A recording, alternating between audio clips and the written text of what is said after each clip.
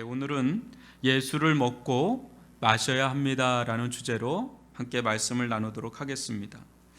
여러분들은 아마도 그 어느 때보다 조용하지만 나름대로 가족들과 의미 있고 화목한 성탄절을 보내셨을 것입니다.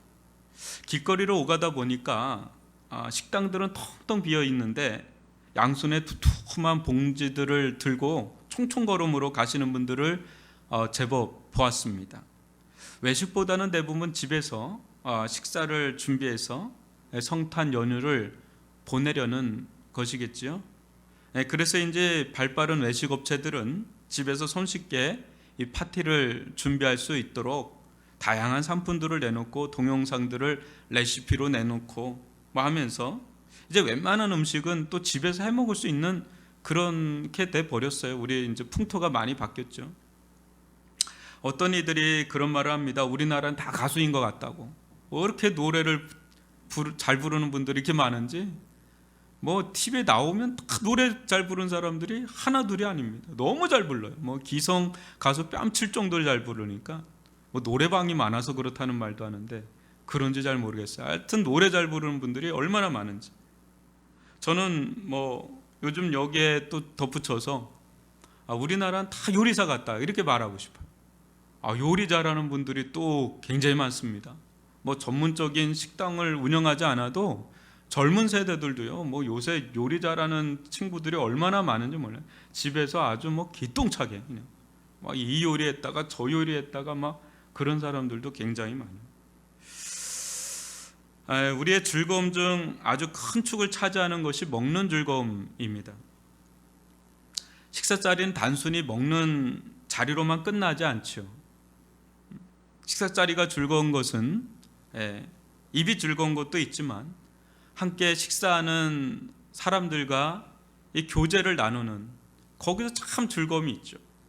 이런저런 얘기를 나누다 보면 시간 가는 줄 모르고 얘기하고 거기서 별거 아닌데도 그거 깔깔깔깔 웃고 또 가슴 아픈 얘기하면 거기에 대해서 같이 가슴 아파하면서 같이 공감하는 그런 자리가 식사의 자리잖아요. 식사의 자리는 그래서 좀 이렇게 어느 자리는 좀 불편한 자리이기도 한데 대부분의 식사 자리는 편하고 아주 즐겁고 좋죠. 그래서 식탁의 자리는 서로의 삶을 나누는 그런 공감의 자리이기도 하고 또 서로의 삶을 이어주는 이 공유의 자리이기도 한 것이 이 식사의 자리입니다. 1인 가구가 많아지다 보니까 이제 혼밥족도 많아졌습니다. 또 여러분 여러 가족들과 또 산다고 해서 늘 같이 먹는 게 아니에요. 홀로 이렇게 먹는 것을 또 선호할 때가 있어요. 아침에 일어나면 먼저 출근하는 사람 먼저 먹고 가요. 애들 또 뒤에 일어나서 먹고 다 이렇게 같이 먹는 시간이 또 그닥 같이 살아도 또 그리 많지는 또 않습니다.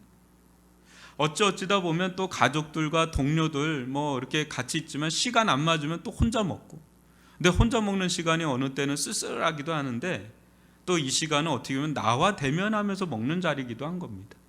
여러분, 우리가 정신없이 살다 보면 나를 잊어버릴 때가 있잖아요. 근데 우리는 자기 주체성을 가지고 살아야 그게 사는 거거든요.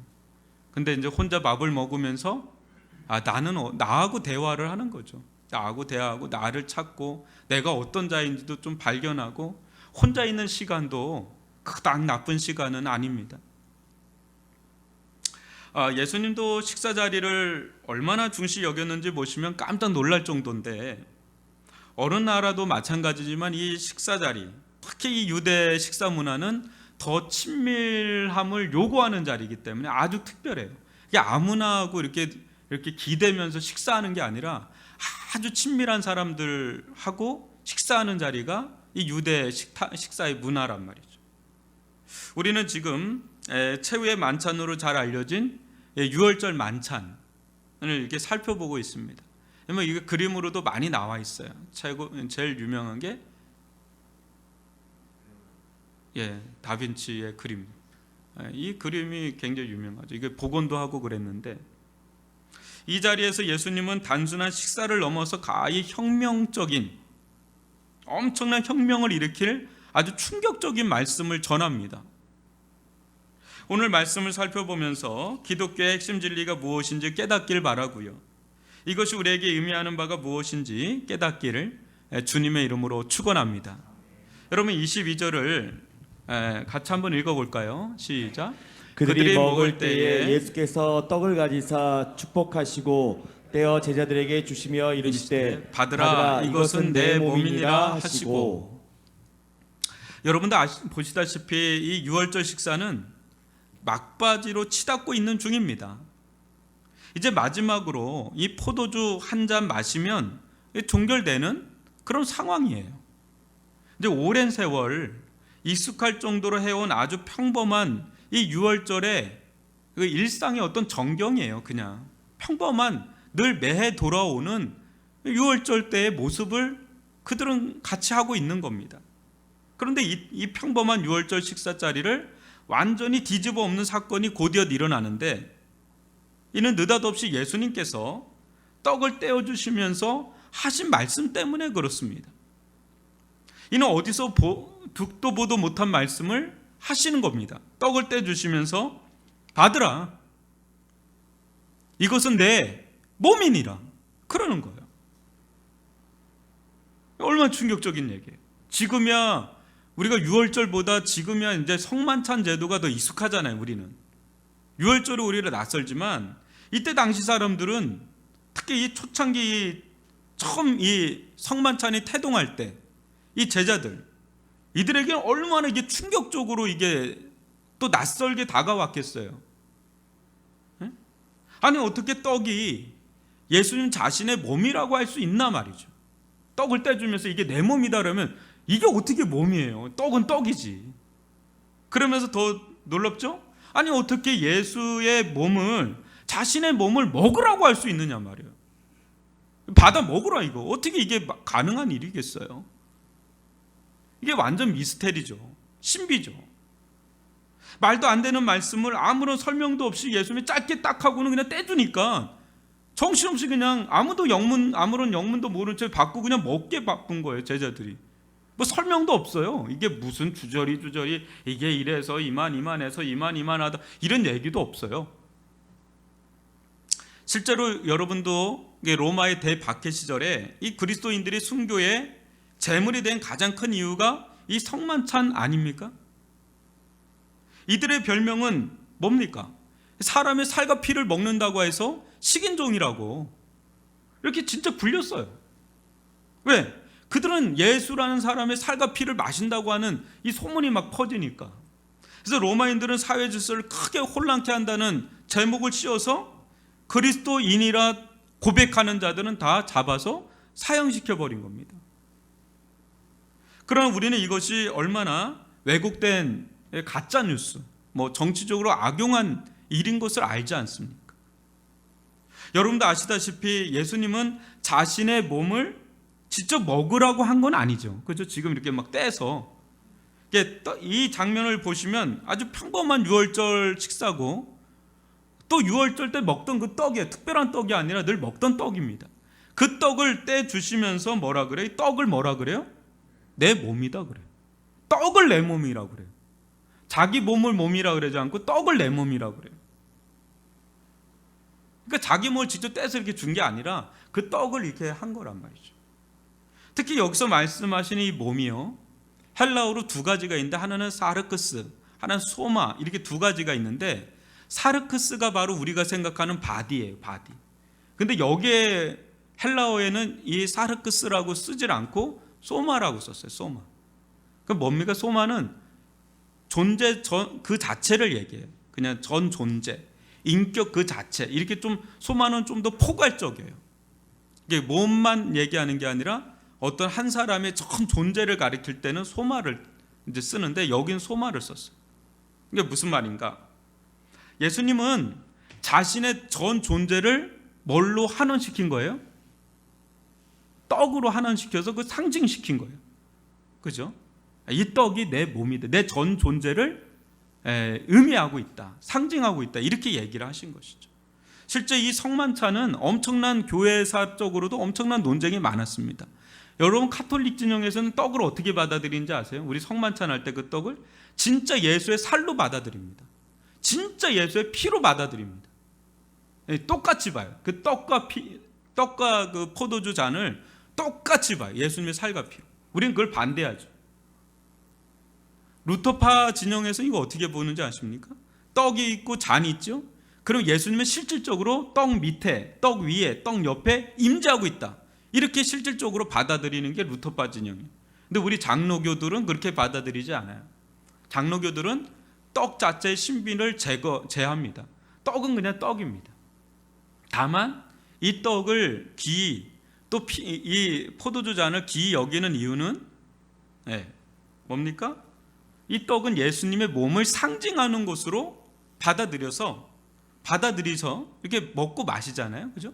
근데 먹고 마시는데 어떻게 먹고 마시냐면 그 떡을 먹으면서 어떻게 하냐면 믿음으로 예수님의 몸, 예수님의 살을 먹는 거예요. 믿음으로. 이게 믿음이라는 게 너무 중요한 겁니다. 믿음으로 수납하는 거예요. 믿음으로 받아들이는 거예요. 이 떡을 먹으면 상징적인 떡을 우리 장로교는 그렇게 하면서 성만찬을 진행합니다. 예수님은 우리가 성만찬 때 떡을 떼어 먹으면 어떻게 해요? 예수님께 이게 떡을 떼 먹으면서 우리는 무엇을 묵상하냐면 예수님께서 십자가로 가시기 전에 어때요? 채찍질을 맞으면서 살이 다 찢겨 나가잖아요. 저는 묵상을 하게 되거든요. 살처럼이 다 찢겨져 나가지 않습니까? 또 예수님께 십자가를 못 박히셨을 때 예수님의 살이 벌어지면서 거기서 짓이기면서 이 살이 벌어지고 거기서 찢어지잖아요. 손이 다 찢어지고 발목이 다 찢어지고 옆구리에 창으로 찔리고, 그러면 자신의 살을 다 내어주면서 뭐예요? 자신의 전 존재를 희생의 제물로 우리를 위해서 다 드리지 않습니까? 그때 우리는 떡을 먹으면서 예수님의 그 희생의 사랑, 자비, 긍휼, 은혜를 믿음으로 받아들이죠. 그게 우리가 성만찬하면서 떡을 떼면서 우리가 하는 행위예요. 예수님의 우리를 위해서 자신의 전 존재를 내어주신, 희생하신 그 사랑과 자비, 그 은혜와 긍휼을 믿음으로 받아들일 때 어때요? 그 떡은 단순히 떡으로 끝나는 게 아니라 그 믿음으로 말미암아서 예수님의 살이 그것은 그 생명을 가리키잖아요. 예수님의 그 생명이 우리 안에 들어오죠. 그러면서 어떻게 해요? 예수의 생명, 그 부활의 생명이 우리 안에 들어오면서 우리들 가운데 영생을 가져다 주고 다시는 죽지 않는 그 부활의 생명이 우리 안에 들어오는 경험을 하죠. 이게 성만찬의 의미죠. 성만찬은 매우 매우 중요한 거죠. 그래서 이렇게 들리는 말씀이 있지만 보이는 말씀이 성만찬인 거죠. 비주얼 메시지가 성만찬. 성만찬은 실은 매주 해야 돼요. 어떻게 보면 그럴 정도로 중요한 게 이 성만찬입니다. 그래서 주님은 말씀하시는 거예요. 받으라. 이것은 내 몸이니라. 이건 무슨 말이야? 나는 죽을 것이나 너희들은 내 살을 먹어야 살리라. 그걸 말씀하시는 거예요. 우리를 살리기 위해서 자신의 살을 우리에게 주시는 겁니다. 이게 바로 예수님이 이것은 내 몸이니 먹으라 이렇게 하신 겁니다. 이건 매우 중요한 거죠. 우리의 생명과 직결되는 거죠. 여러분 23절로 24절을 보시면 한 절씩 교독하겠습니다. 또 잔을 가지사 감사기도 하시고 그들에게 주시니 다 이를 마시매 이르시되 이것은 많은 사람을 위하여 흘리는 나의 피 곧 언약의 피니라. 여기서 예수님은 당시 아무리 제자들이라 해도 유대인들로서는 도저히 받아들이기 힘든 말씀 더하시면 이건 더한 거예요. 아까 떡보다 더한 겁니다. 그것은 자신의 피를 마시라는 거예요. 자신의 피를 마시라고. 유대인의 정결구례에 의하면 피는 절대 먹어서는 안 되는 부정한 것 중에 최상위에 위치돼 있어요. 여러분 레위기 17장 11절로 14절을 한번 읽어보겠습니다. 육체의 생명은 피에 있습니다. 내가 이 피를 너에게 주어 단에 뿌려 너희의 생명을 위하여 속하게 하였나니 생명이 피에 있으므로 피가 죄를 속하느니라.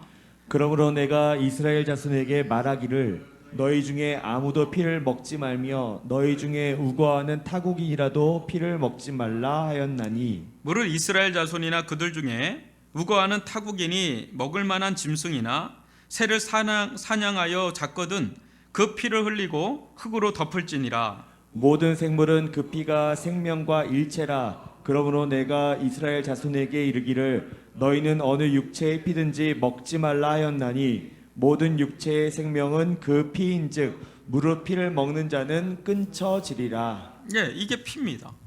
피는 곧 생명이지 않습니까? 피를 먹는 행위는 곧 생명을 해하는 아주 부정적인 그런 행위란 말이죠.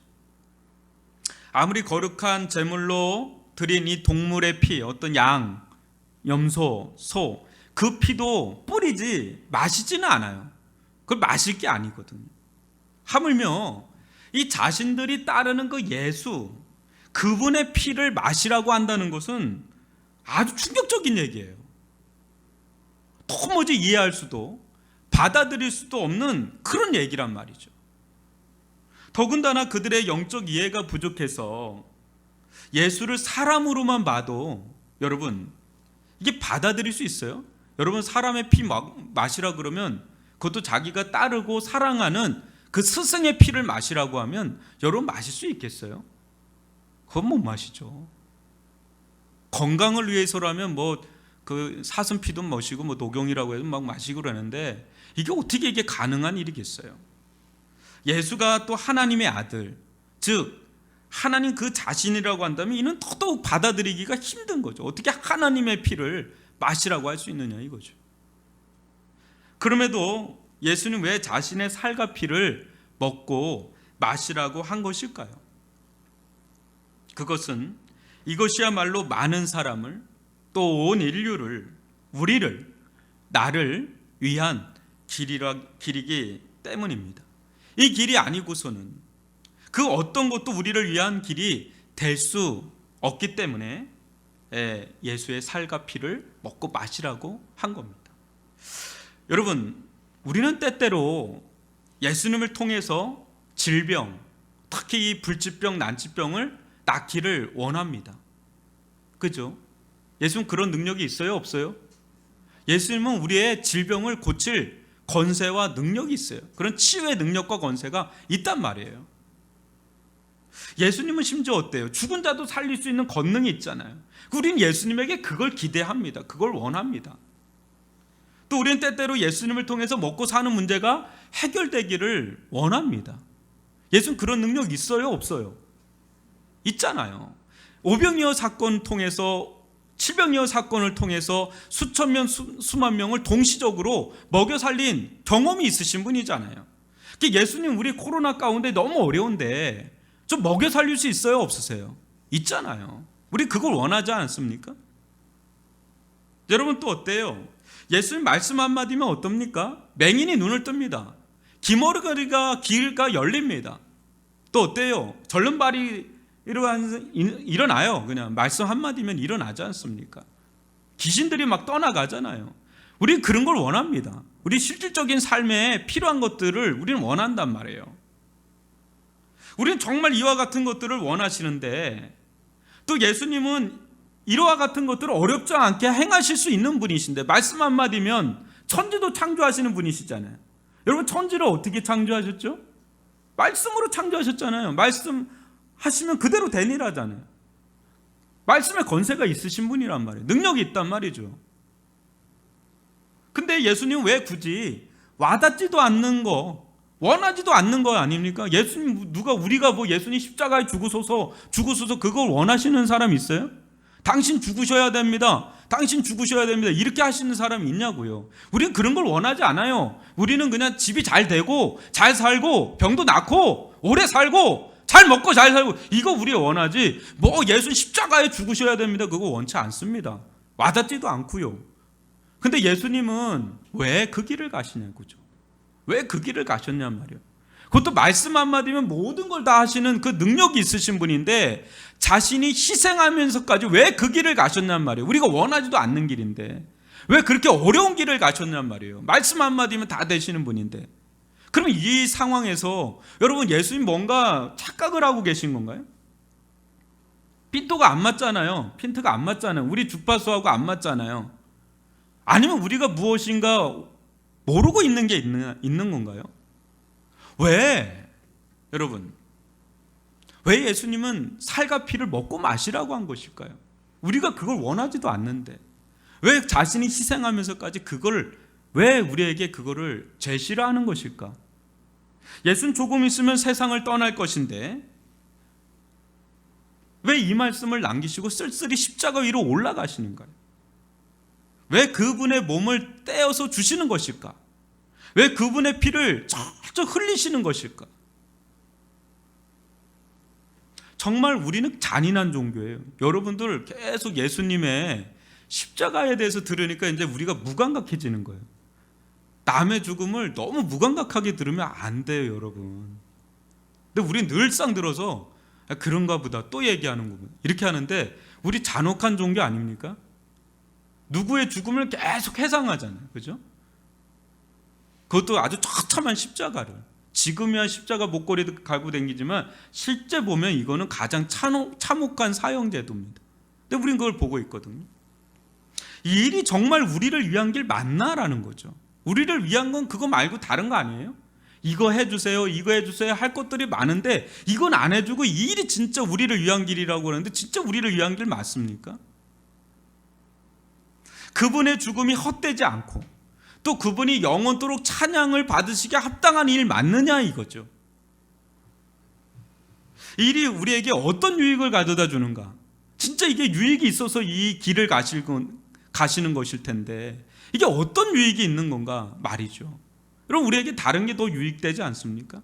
실질적으로 코로나로부터 좀 자유케 되고 좀 이래야 좀 살 것 같습니다. 숨통 좀 트여주십시오. 못 살겠습니다. 지금 여기 13층도 정막강산이에요. 이 히트니스가 문을 닫은 지가 거의 한 달이 넘는 것 같습니다. 아무도 없어요. 처량하게 이름 말할 수가 없습니다. 근데 우리는 이런 걸 원하는데 아니 주님은 그걸 하지 않고 왜 이것을 우리에게 제시하느냐 말이죠. 여러분 그것을 한번 언약이라는 말 속에서 한번 찾아보기를 원하는데 예수님 말씀하시죠. 이것은 많은 사람을 위하여 흘리는 나의 피 곧 언약의 피니라. 언약의 피니라 그래요. 다른 성경에는 새 언약의 피니라 그래요.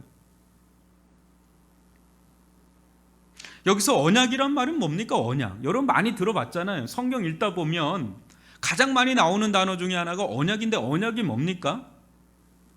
하나님께서 장차 이루실 약속. 그 약속의 말씀이에요. 약속의 말씀. 그런데 성경에 보면 언약은 두 가지가 있어요. 옛 언약이 있고 새 언약이 있습니다.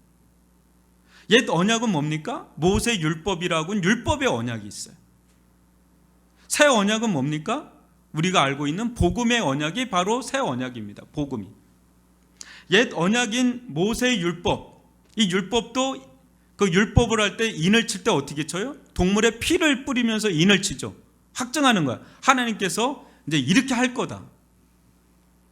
근데 지금 새 언약인 복음도 피로 인을 칩니다. 그 예수의 피로 인을 치는 거예요. 근데 이 둘의 질적 차이가 뭐냐? 여러분 새 언약과 옛 언약의 차이는 인을 치는 그 피의 차이만큼이나 차이가 있어요. 동물의 피하고 예수의 피하고 여러분 질적으로 이게 대등해요? 비교도 안 되죠. 질적으로 차이가 나도 너무 나죠. 게임이 안 될 정도로 엄청난 차이예요. 그러니까 여러분 율법과 복음 사이도 엄청난 차이가 있는 겁니다. 여러분 성경에서 이 새 언약의 탁월성을 가장 잘 표현한 말씀이 예레미야 31장 31절로 34절에 나옵니다. 한 절씩 교독해 보겠습니다. 나 여호와가 말하노라 보라 날이 이르리니 내가 이스라엘 집과 유다 집에 새 언약을 세우리라.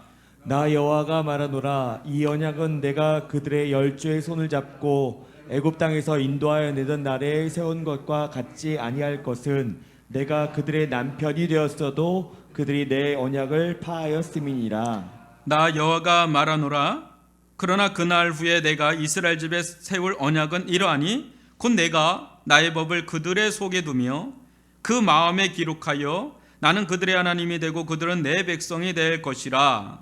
그들이 다시는 각기 이웃과 형제를 가리켜 이르기를 너는 여호와를 알라 하지 아니하리니 이는 작은 자로부터 큰 자까지 다 나를 알미니라. 내가 그들의 죄악을 사하고 다시는 그 죄를 기억지 아니하리라. 여호와의 말이니라. 아멘. 사랑하는 성도 여러분, 이 새 언약은, 이 복음은 우리 외적으로 바깥에서 역사하는 게 아니라 우리 마음 속으로 들어와서 역사하는, 우리 영혼까지 들어와서 역사하는 게 새 언약 이 복음의 은혜입니다. 율법은 우리 마음까지 영향을 미치지 못하죠. 그러면서 끊임없이 우리에게 무엇인가 지키도록 요구합니다. 만약 그렇게 살지 못할 경우에는 양심의 가책을 느끼게 하고 어떤 죄책과 죄책감과 정죄의식을 불러일으키죠. 만약 율법대로 산다면 그것은 우리에게 자기 의를 추구하게 하고 영적 교만에 빠지게 해서 어때요? 그렇게 살지 못하는 자들을 향해서 정죄와 비난의 화살을 막 쏘아댑니다. 어떻게 저렇게 사냐, 그렇게 살지 못하냐 하면 정죄와 판단을 하게 만들죠. 그러나 복음은 이와는 전혀 다르게 우리들 가운데 역사합니다. 복음은 우리 마음에, 우리 영혼에 실제적으로, 아주 직접적으로 역사하면서 들어옵니다. 그래서 하나님의 말씀이 우리 머리 정도에 머무는 게 아니에요. 이 복음은요, 이 새 언약은 우리 속에 살아 역사하도록 임합니다. 그래서 성령으로 말미암아 이 복음이 우리 안에 파고 들어와 역사할 때 이제 하나님의 말씀은 더 이상 문자화된 말씀이 아니라 이 말씀이 우리 속에 살아 역사해서 우리 속에 들어와서 이 말씀 속에서 하나님을 깊이 경험하는 그런 은혜를 누리게 합니다. 이 말씀, 우리가 이렇게 보는 이 말씀이 이런 말씀이 아니라 이 말씀 속에 임재하고 계시는 하나님을 깊이 경험하고 만나는 은혜를 우리들 가운데 준단 말이에요. 이게 복음이고, 이 복음이 성령의 손에 들려서 우리들 가운데 파고 들어와 역사할 때 그와 같은 일들이 일어나게 되지요. 그때 우리는 하나님의 임재 아래 들어가게 되고 하나님을 깊이 경험하면서 우리 영혼 안에 하나님의 거룩한 만지심의 흔적이 우리들 가운데 남게 돼요. 하나님께서 우리의 영혼을 훑고 지나가는 경험을 하게 되죠. 그때 어떻습니까? 우리의 정서는 거룩한 정서로 함양되고 변화가 일어나죠. 그래서 도무지 하나님을 사랑할 수 없는 자가 어느 순간에 이 하나님을 정말 사랑하게 되는 거죠. 너무너무 그분을 사랑하게 되고 그분과 더 친밀한 교제를 나누고자 하는 그런 마음의 갈망이, 사모함이 우리들 가운데 실제적으로 일어난단 말이죠. 그래서 하나님을 따라야 해서 따르는 것이 아니라 하나님을 너무 사랑해서 하나님을 따르게 되고 그분을 의지하게 되고 그분을 갈망하게 되는 그와 같은 일들이 우리 속에서 실질적으로 막 일어나니까 이게 이게 해야 뭐 하라 마라 해서 그런 게 아니라 우리 영혼, 우리 마음 속에서 지금 그걸 예레미야가 얘기하고 있는 거예요. 새 언약은 이와 같은 일을 한다고. 33절에 보면 내 법이 네 마음판에 심겨진다고. 이 마음에서 그런 게 막 일어나니까 이거 그 누구도 그 무엇도 이걸 막을 수가 없어요. 이게 우리 마음에서 막 일어나니까. 그래서 복음은요, 율법을 뛰어넘는 탁월한 능력을 발휘합니다. 율법이 할 수 없는 그것을 복음은 할 수 있게 하는 권세와 능력이 있다는 거죠. 왜요? 마음의 변화를 일으키니까. 여러분, 죽었다 깨나도 마음이 동하지 않잖아요. 못해요. 그 형식적으로는 할 수는 있어요. 근데 진심으로 못해요. 왜냐하면 마음이 그게 안 끌리는데. 근데 복음은 우리의 마음을 터치하는 거예요. 우리 영혼을 터치하고 들어가고 영혼을 변화시키니까 성령의 인도함을 받게 하니까 이게 복음은 율법보다 상이죠. 더 탁월한 거죠. 그래서 복음으로 변화받은 자들을 새로운 피조물이라고 부릅니다. 새로운 창조물이라고 부르죠. 겉모습은 똑같을지 몰라요. 복음이 들어가도 또 들어가지 않아도 겉모습은 똑같을지 몰라요. 근데요, 속사람이 완전히 변하잖아요. 속사람이 완전히 변해서 어떻습니까? 알아요.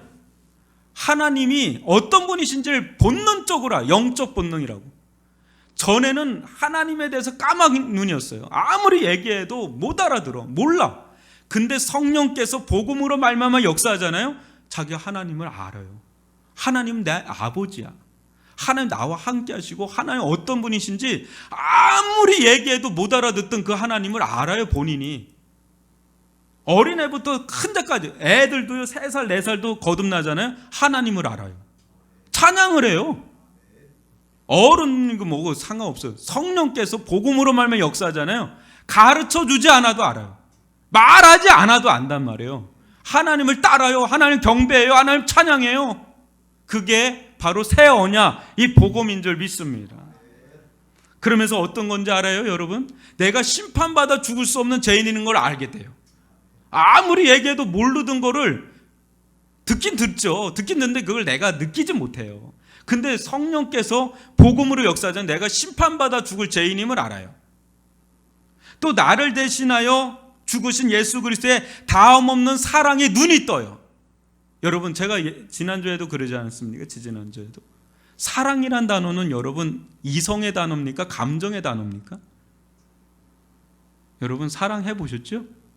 사랑하면 맹숭맹숭해요? 아니면 뜨거워요? 뜨거워요. 여러분 술 좋아하시면 어때요? 뜨거워요. 술만 보면 뜨거워. 그냥 고수돈만 보면 뜨거워져. 막 열정. 게임만 봐도 뜨거운 열정이 올라. 사랑은요, 열정이에요. 뜨거워요. 근데 맹숭, 나 너 사랑해. 그러면 뭐라 하는지 말로만 그렇게 얘기해요. 사랑이 안 느껴지는. 여러분, 예수님의 사랑을 경험하면 미치는 거예요. 이게 가슴이 미치는 거예요. 이거는 세상에서 맛볼 수 없는 사랑이니까. 근데 그 사랑을 맛보는데 맹숭하다? 그러면 그 사랑이 이상하든지 내가 이상한 건데 그 사랑이 이상할 리는 없잖아요. 유통기한이 끝난 건 아니잖아요. 내가 이상한 거죠. 여러분, 예수님의 사랑을 경험하면 세상에서 줄 수 없는 기쁨이 우리 안에, 세상에 줄 수 없는 평안이, 세상에 줄 수 없는 기쁨이, 평안이, 안식이 우리들 가운데 들어와요. 그래서 아구스티누스가 그러잖아요. 내가 당신을 만나기 전에는 그 어디에서도 참된 안식을 누린 적이 없다고. 이게 진짜예요. 복음은 진짜입니다. 여러분, 더 이상 이런 경험을 한 자들은 더 이상 자신을 위해 살 수 없지요. 더 이상 자신을 위해 산다는 게 자기한테는 불가능한 단어예요. 진짜 예수님을 만나고 정말 하나님을 만나고 예수님의 그 다음 없는 자기를 위해서 온팡 자신의 모든 것을 다 드렸는데 자신이 그분을 위해 드리지 않을 이유가 없어요. 이것을 발견하고 나니까 도무지 이제부터는 자기를 위해 사는 게 너무 재수로워서 그렇게 못 살아요. 이제 나를 위해 자신의 전부를 주신 예수님을 위해 사는 것만이 내가 사는 이유요 목적으로 변화된 자들, 그 자들이 그리스도인인 줄 믿습니다.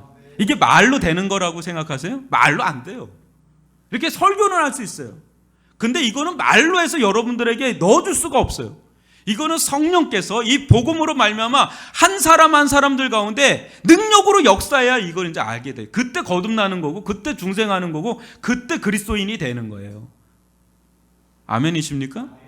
여러분, 이게 제 이야기가 아니라 여러분 한번 보세요. 데살로니가전서 1장 4절로 8절 한 절씩 교독해 보겠습니다. 하나님의 사랑하심을 받은 형제들아, 너희를 택하심을 아노라. 이는 우리 복음이 말로만 너에게 이른 것이 아니라 오직 능력과 성령과 큰 확신으로 된 것이니 우리가 너희 가운데서 너희를 위하여 어떠한 사람이 된 것은 너희 아는 바와 같으니라. 또 너희는 많은 환난 가운데서 성령의 기쁨으로 도를 받아 우리와 주를 본받은 자가 되었으니 그러므로 너희가 마게도냐와 아가야 모든 믿는 자의 본이 되었는지라. 주의 말씀이 너희에게로부터 마가도냐와 아가야에만 들릴 뿐이 아니라 하나님을 향하는 너희의 믿음의 소문이 각처에 퍼진 고로 우리는 아무 말도 할 것이 없노라. 여러분, 이게 뭡니까? 큰 오직 능력과 성령과 큰 확신 가운데 이게 말로 되는 게 아니라는 거죠. 근데 이게 들어간 자들은 자기가 주를 본받는 자가 돼요. 막 전도하라 하지 않아도 이게 믿음의 소문들이 각처에 막 흩어져서 복음을 전하지 않으면 견딜 수 없는 마음이 막 생겨버려요. 환란이 오는데도 막 성령의 기쁨이 있어요. 막 도를 받아요. 말씀을 받아요. 믿음의 삶을 살아가게 만들어요. 이게 가능한 일이겠어요? 근데 이 복음은 성령으로 말미암아 복음이 역사하면 이런 일들이 막 일어난다는 거죠.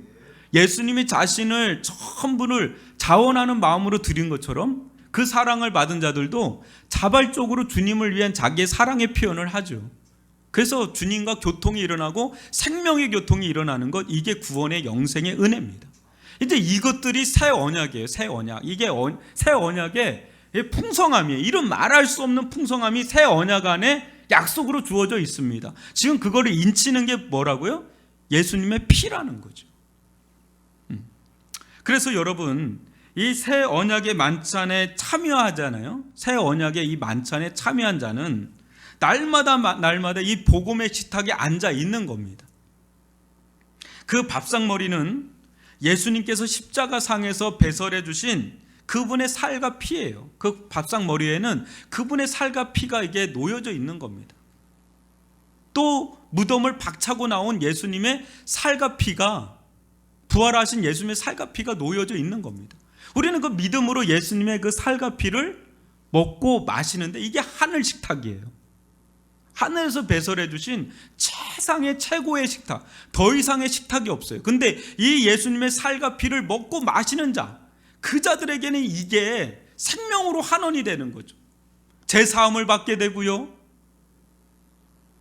그 속에 예수의 생명이 들어오고요, 그 속에 하나님의 나라가 열리고요, 그 하나님의 나라에서 임하는 그 말로 다 할 수 없는 풍성함이 이 예수님의 살과 피를 통해서 우리들 가운데 흘러 들어오니까,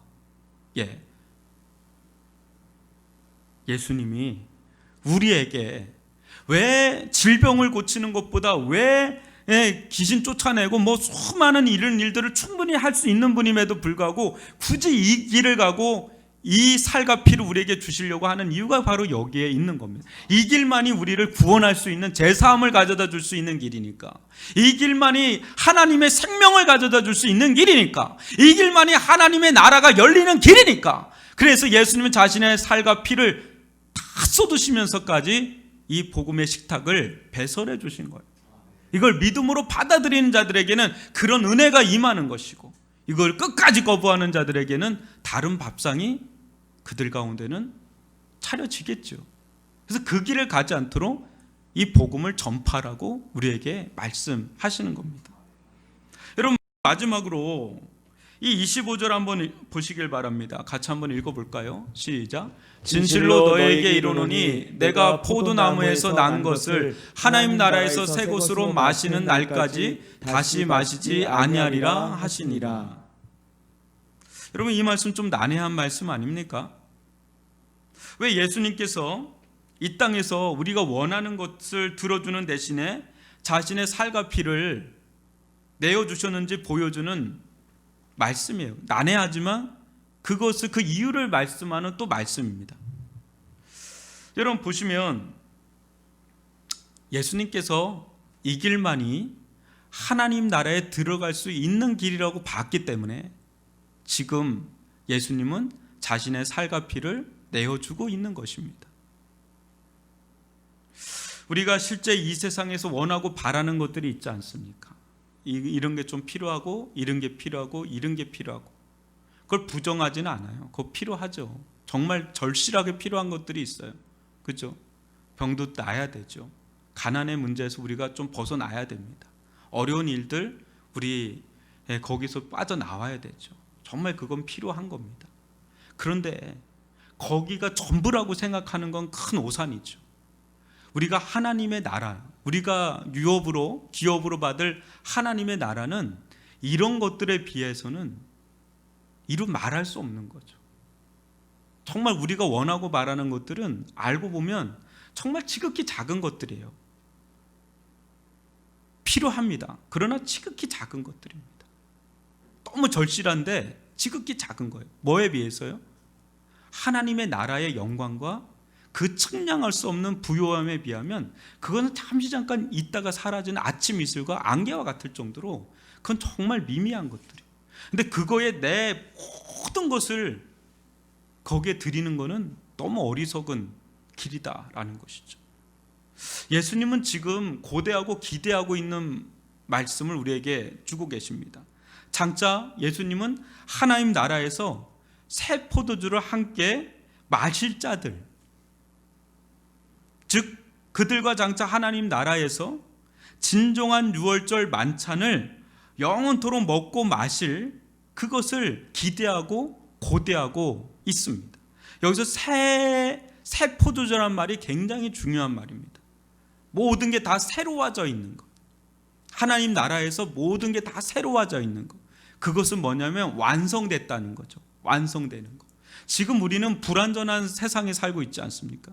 구원은 받았지만, 그렇죠? 구원은 받았지만 여전히 우리는 아파요. 여전히 우리는 어려운 일을 당해요. 여전히 그리스도의 남은 고난에 참여하는 어려운 가운데 처해 있단 말이죠. 구원 받았어요. 그렇지만 완전하지가 않아요. 우리의 속사람은 구원 받았지 모르지만 우리의 겉사람은 여전히 연약하단 말이에요. 코로나에도 걸리고 힘들면 막 그냥 주저앉기도 하고 절망하기도 하고 낙심하기도 하고, 그게 우리예요. 우리의 몸이 구원받지 못했어요. 구속받지 못했어요. 근데 그날에는 완전히 새 것이 되는 거, 새 것이 된다는 거. 지금 예수님은 그날을 기다리고 있는 거, 그날을 기약하고 있는 거. 그날이 오기까지는 내가 다시는 먹지 아니하리라 단호하게 결정하시는 거예요. 예수님은 그날을 기대하는 거니까. 우리는 그 사이에서 우리도 뭘 기대해야 돼요? 이 땅의 것들이 다라고 생각하면 그날을 기대하지 못하잖아요. 우리는 뭘 기대해야 됩니까? 예수님과 함께 진짜 완성된 하나님의 나라, 우리의 영과 혼과 몸이 완전히 변화돼서 진짜 하나님의 나라에서 영원토록 유월절 잔치를 벌이는 천국이죠. 그래서 영원한 천국에 참여하는, 영원한 잔치에 참여하는 그날을 기대하고 고대하면서 오늘 우리는 예수님의 그 살과 피를 먹고 마시는 거예요. 성만찬을 날마다 하는 마음으로 사는 거예요. 그러면서 진짜 완전히 완전하게 이루어질 것을 기대하고 고대하면서 그것을 바라보면서 나가는 자들, 그 자들이 바로 우리들인 줄 믿습니다. 여러분, 우리들의 영혼은 이미 구원받았어요. 그죠? 그러나 우리들의 이 몸이 완전히 구원받지를 못했단 말이죠. 근데 그날에는 완전히 새 것이 돼서 진짜 예수님과 하나님과 삼위일체 하나님과 수많은 믿음의 백성들과 함께 평생하도록 솟아나는 샘물 속에서 그때 우리는 영원한 생명의 잔치로 영생 복락을 누리면서 그렇게 나아가게 될 줄 믿습니다. 그 기반을 닦는 게 바로 예수님의 살과 피이니, 이 교회에서 가장 중요한 것은 예수님의 살과 피를 날마다 먹고 마시고, 그런데 이 땅 가운데서 예수님의 살과 피를 믿음으로 먹고 마실 때마다 우리의 영혼에 생명이 주어지고 영혼이 강화되고 영혼이 회복이 되고 치유가 일어나고 이런 걸 또 경험하면서 우리는 하나님 나라의 순례자의 길을 가게 되는 줄 믿습니다. 그래서 이것을 아브레켈이라고 하는 사람은 일일 성만찬이라고 그래요. 날마다 성만찬을 하듯이 살라고 하죠. 예수님의 살과 피를 날마다 믿음으로 먹고 마시는 저와 여러분이 될 수 있기를 바랍니다. 그러면서 제자들이 마지막 감난산으로 나가면서 찬양하고 찬미하는 것처럼 우리도 그 예수님을 높이면서 찬양하면서 나아갈 수 있기를 주님의 이름으로 축원합니다. 기도하겠습니다.